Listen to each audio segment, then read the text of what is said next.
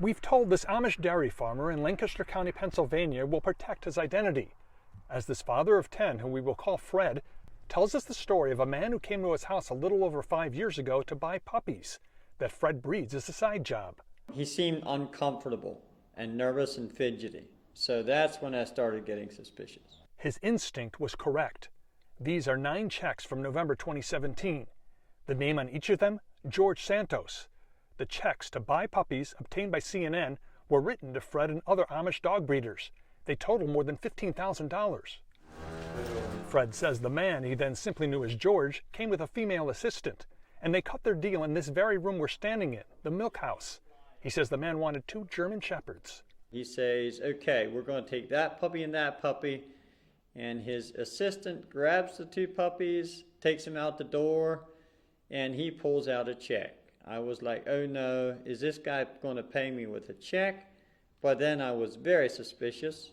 Because you told me before, she put the dogs in the car, correct? Right. Before they paid for it.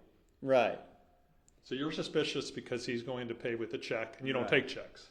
And I told him I don't take checks, all I can take is cash. Well, he said, would you expect me to carry enough of cash to buy a bunch of puppies on a trip like this? I do not have cash. The only thing I can give you is a check. Well, I thought to myself, it looks like I'm done. You're stuck. I'm stuck. Because the dogs are already in the car. The dogs are in the car. You thought they pulled a fast one on you. Right. And it was obvious to me by that time they probably pulled a fast one on me. So you said, through the goodness of your heart, I take it, that you'll take the check. I said, I decided a check is better than nothing. I'll give it a try. And the results of that try? The check bounced. The check bounced, right. And then you were charged a fee, too, for depositing a balanced check. Right. Have you gotten the money back? No. Have you heard from anybody about it? No. Mr. Santos? Just 3 days after all these puppies were purchased, Santos participated in an adoption event at a pet supply store in Staten Island, New York, according to a former owner of the business.